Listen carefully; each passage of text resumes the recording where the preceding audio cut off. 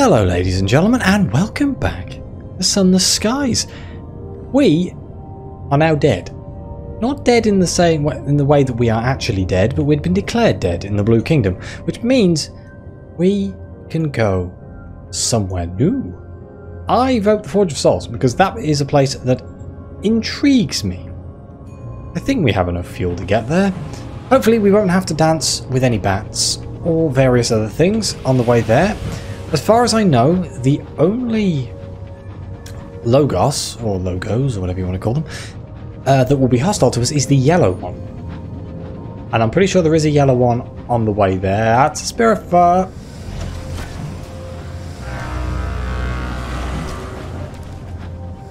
I don't know if I should help him or run away. I'm voting run away. Yeah, let's vote run away, because there's something that way as well. See ya. Ah! It's a snippy thing. I don't know what they're called. Uh-oh. It's a really big snippy thing. Oh. Oh my god. Eater of the Dead. Oh god, now I know what it's called. I get a feeling I don't want to touch it.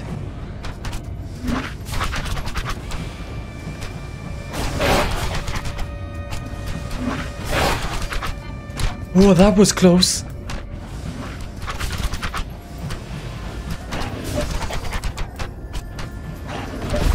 Oh, we got it. For some reason, my ship feels very sluggish. I don't know why. Maybe they've changed something. So, an Eater of the Dead defeated. A rancid horror with the elongated muzzle of a crocodile and the plumage of a peacock corpse, conjoined by a knot of bloated hippopotamus with many, many mournful eyes. The bane of the trespasser and the devourer of the dead. The powers of the Blue Kingdom tolerate them because they thin out the ranks of the unwanted dead. So we can either eat it. That's not nice. Oh dear. And tempting. We can search its maw, its jaw gapes exposing waterfalls of noxious drool. It may have eaten something valuable. We'll have to climb in to find out. Claim a trophy. There are few living who can say they've slain an Eater of the Dead. Will gain you experience or reduce terror. You have a 50% chance of success.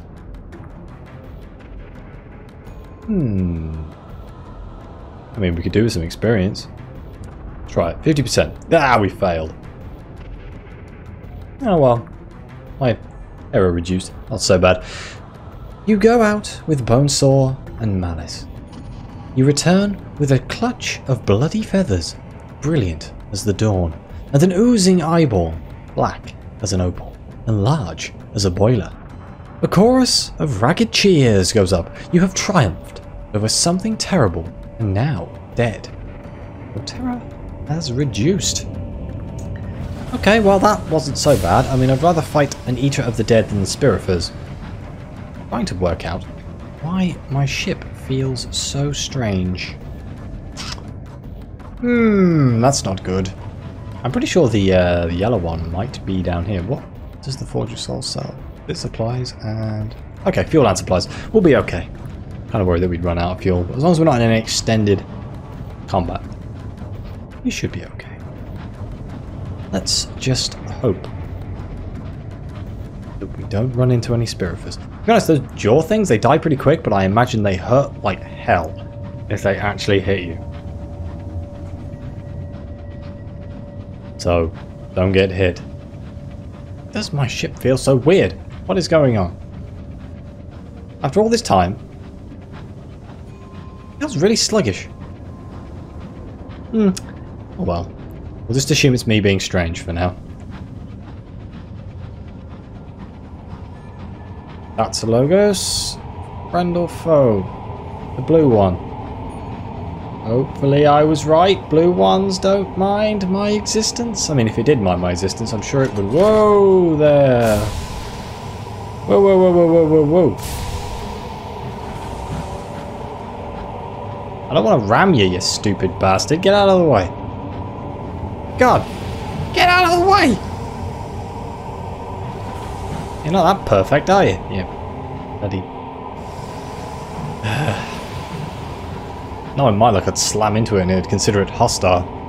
I'd rather not fight one of those things. To tell you the truth. Oh, I was also informed that, do you know, I was looking for the door, death's door. You have to fly off the map. I don't know if I said that at some point. I feel like I might have.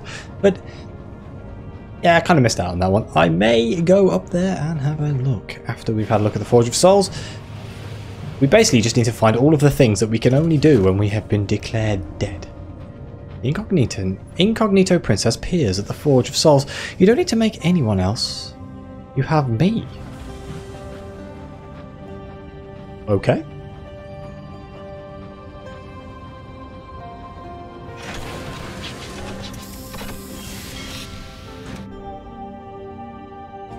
This is the place. The colossal, many-towered citadel contains the Lyceum of an ancient library and rumoured to hold a fabled Forge of Souls within its depths. I have read all this before. Apologise, my sound was incredibly loud in my headphones. A sombre citadel of many towers brewed behind high bronze walls. Here we go, we can enter the gates. Maybe. I'm an ephemera, not yoked. But, let's try it. Enter the gates. The other spirits here are forbidden from entering, but perhaps it will be different for you. As you approach the gates, a few spirits hovering in the courtyard begin to cluster behind you. A grate at eye level shrieks open. A skeletal face peers back at you.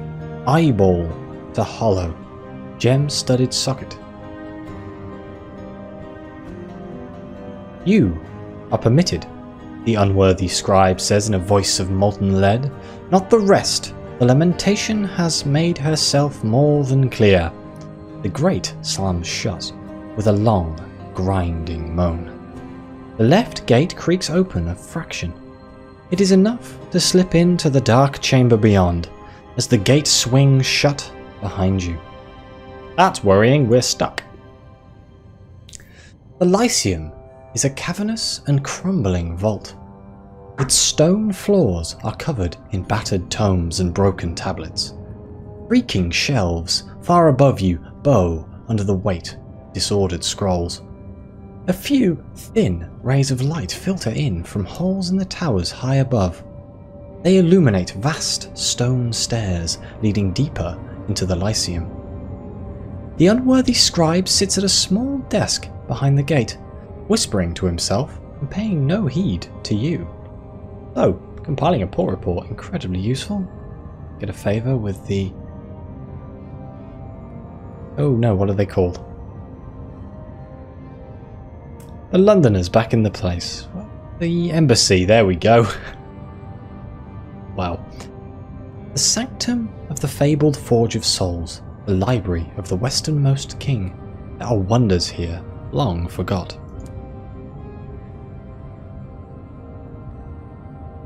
The Lyceum is a trove of buried knowledge, the lore of kings and regents, the notes on the creation of servants of the stars. The scribes and clerks in the service of the lamentation of mists do what they can to organise and catalogue the vast archives. But the lamentation's work comes first. The sky around is lit with cooling sparks from the forge itself, its smouldered chimneys protected by the storied towers of the Lyceum. Here, knowledge is created. Okay, let's introduce ourselves. Hello, I'm Dr. Singh. You're new to the Lyceum. Library of the Stars. The Graven's eye sockets are studded with twinkling white sapphires. His fingers drum on his stone desk, propelled by nervous energy. He adopts the tone of a tour guide. This, he tells you, is the Lyceum. It has had many purposes over the eons, but has fallen into neglect. The Great Lamentation of Mists aims to restore this once glorious citadel to its former stature, but it'll take time and work and patience. He looks about at the voiceless spirits shuffling disconsolately through the stacks. Lamentation has had to take what help she can find. You have met the unworthy scribe and have been welcomed to the Lyceum. Okay, so what can we do here?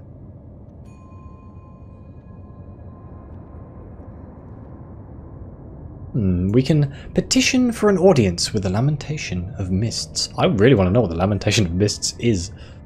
The Lamentation has authority over the Lyceum and the Forge of Souls. Perhaps you have need for her. Ask whether you may visit the Clerk of Sevens. Beside the vast gates is a door barely taller than you. Its bronze plaque is etched with words in several languages. One of them is English. Mighty lucky? Inquire about the Forge of Souls, said to dwell within the Lyceum. Let's start at the top. Let's petition for an audience with the Lamentation of Mists. The unworthy scribe shakes his head. Sadly, the Lamentation prefers to choose her servants herself. It is beyond my remit to procure service for her, and besides, he glances around at the wealth of mouldering shelves and scattered clay tablets. She is excruciatingly busy. Oh, so if we do want to speak to her, we need a tribute. But right now we have nothing we wish to give. But if we get scraps of ancient knowledge, ooh, where the hell do we get those? Well, either way, another time, because we don't have any. So we can't get an audience. So let's ask whether we may visit the Clerk of Sevens. Left, unlocked. The unworthy scribe opens the door for you. The skeleton's eyes wink in the light. The clerk was a Londoner once. Perhaps you'll get along. I fear I can't keep these voices the same. I'm trying. Oh wow. The room is lined with shelves, filled with tattered files and crumbling journals. At the centre is a large, ornate wooden desk, the type you'd see in a banker's office in London. The clerk sits on top of the desk, reading. She leans against a vast stack of dust-covered papers. She glances up from her book. Her smile is quick, mischievous. We can ask what she does here. Few humans, living ones at least, hold positions of importance in the Blue Kingdom, and her title is not informative. The clerk is free to talk to me. A dry laugh. I'm cataloguing the number 7. She shrugs helplessly. All history, science, law, art, fiction. Every and any occurrence of the number 7. I record and file it. It could be worse. I could have the 6s. Can you imagine doing it for the 12s?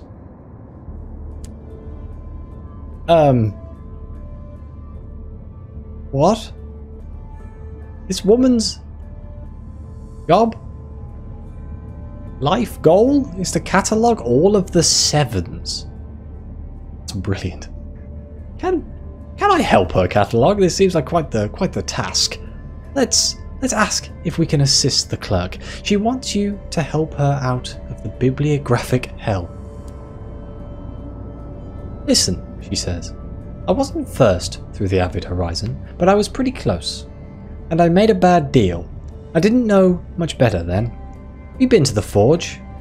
The venturer there was the first through. He and the captain who brought him were bound here in service. The venturer chose to stay here, but I gave up my locomotive so that the captain could escape. And now I'm bound here in the captain's place. He snorts. I didn't want to come to the skies for this. I want to leave. The correspondence is my way out. With the right sigils I could fashion a loophole, or at least a temporary exemption. How can we help her? What do you want me to do? I've learned as much as I can from the correspondence here at the library. The signs I need are obscure ones. I can't find them here. He hands you a sheaf of notes and a couple of charred books. I've scrapped together some clues to locations the sigils might have been used. If you collect, say, half a dozen of them, I should be able to amend the terms of my service enough to free myself. For a time, at least. There are 18 sigils scattered across the sky in ports and discoveries. You need to recover any 6 of them.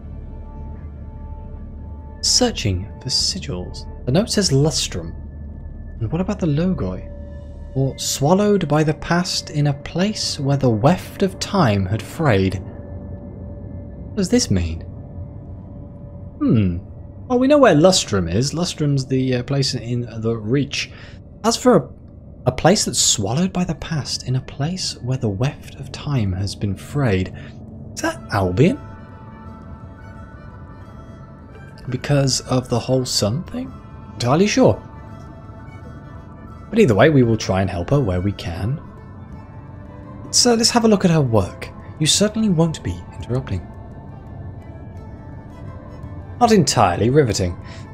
The top sheet of the nearest pile is titled The Constellation of Sparrows. Here, the clerk has been recording the reign of the constellation's 7th sun. To the side of that pile is a hefty file. It is marked as the 5th of 26 files on every 7th bronzewood tree growing in the Reach. Her work is certainly thorough. Wow. Thought my job was bad. Okay, well, let's return to the gates of the Lyceum. There is nothing here but the Clerk of Sevens and a vast amount of paperwork. None are going anywhere. Now I've lost thing.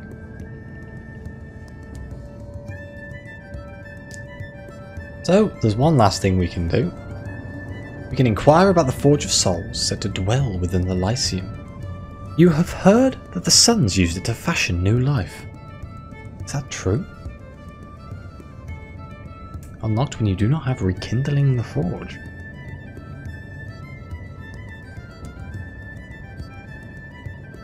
A mistake of protocol. The unworthy scribe hisses like a kettle on the boil. The sapphires in its eye sockets dim. The forge is under the Amaranthian edict, he rasps. For your benefit, that means that the Sapphired King has taken it under his protection to prevent against unwise use. Once it was the province of all kings. The westernmost has learnt a painful lesson of that mistake. The unworthy scribe drums his fingers against the stone of his desk. Be satisfied that you have been allowed within the Lyceum. Be content with its wonders. Do they not suffice? How very strange. We have heard the fabled Forge of Souls. We can bribe him. Oh, 500! Bloody hell. Or we can mount an expedition. Somewhere in the Lyceum is a hidden passage between the library's shell and its molten heart. Oh, I'm going to have to pay my way, aren't I? Because that's really expensive, the expedition. And that's if I passed. There's only a 31% chance of success. 500 sovereigns is a lot, but let's have a go. Bribe the unworthy scribe to take you to the Forge of Souls. You will require assistance from your litigator. They'll know how to do this without risk of causing a scene.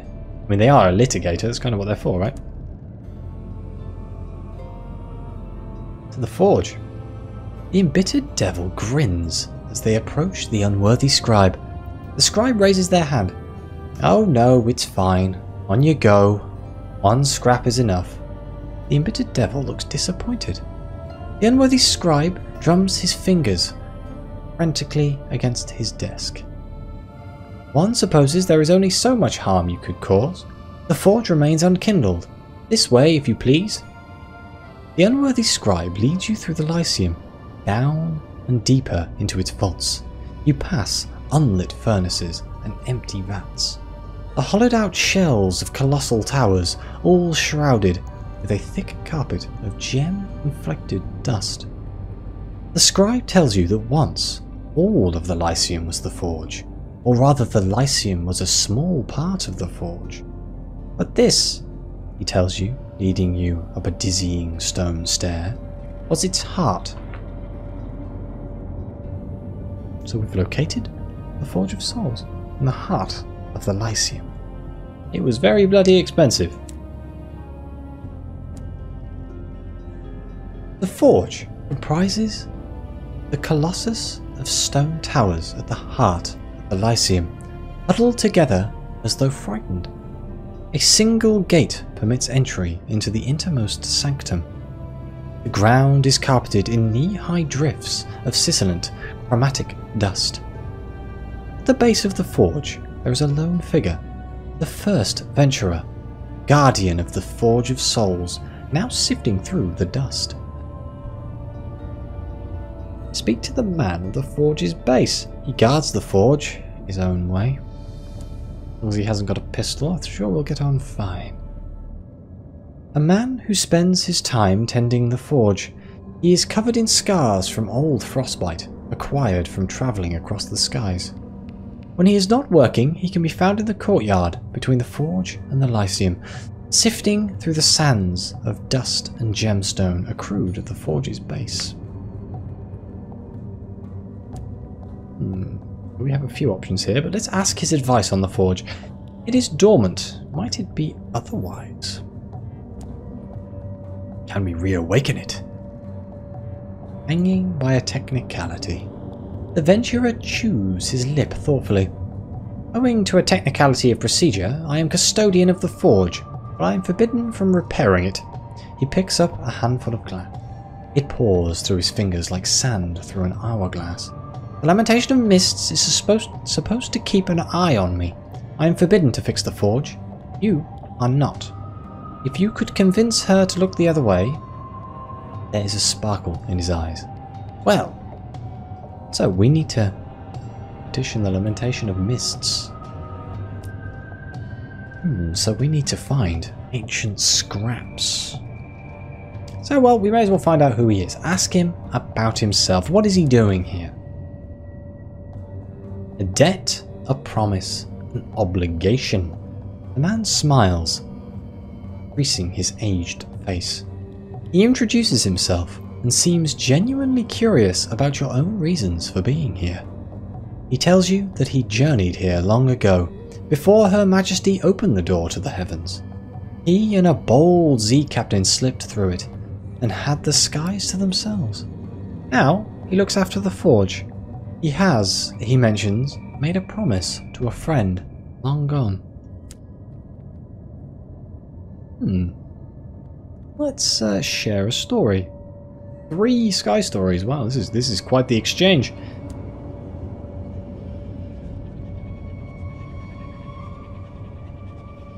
He fetches wine.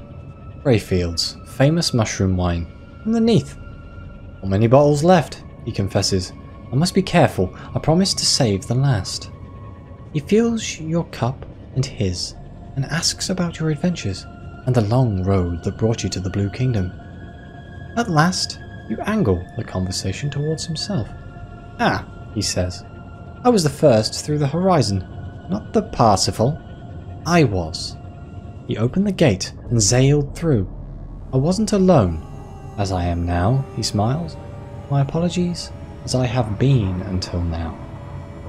His conversation turns sombre, and he speaks of his old companion, whose duties have since been taken on by the Clerk of Sevens, who opted to take their place. The Venturer too serves out his sentence here. One day he hopes he will sail the skies again. I like the fact that Greyfields is from Fallen London, just saying. Okay, so turn to the forge. I think we're done down there. What of dust? While I'm here, pick up a pile of these. There we go. Can we get to miles away? So, the main thing that I need to work out now is how do I get those... Were they? Exactly. Wrong place.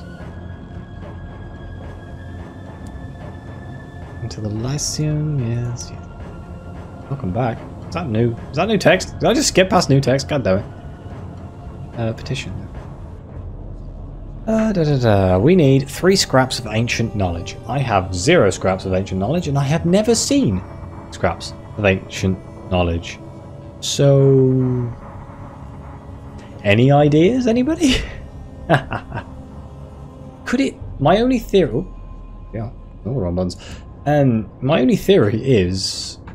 Maybe it has something to do with scriving. Using the lens that I've never had this entire game because I constantly forget to get it.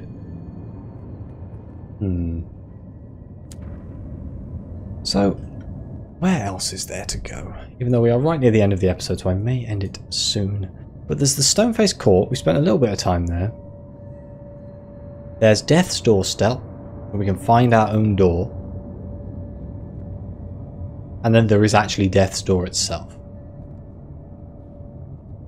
But, you know what, that'll be for the next episode. Thank you so much for watching.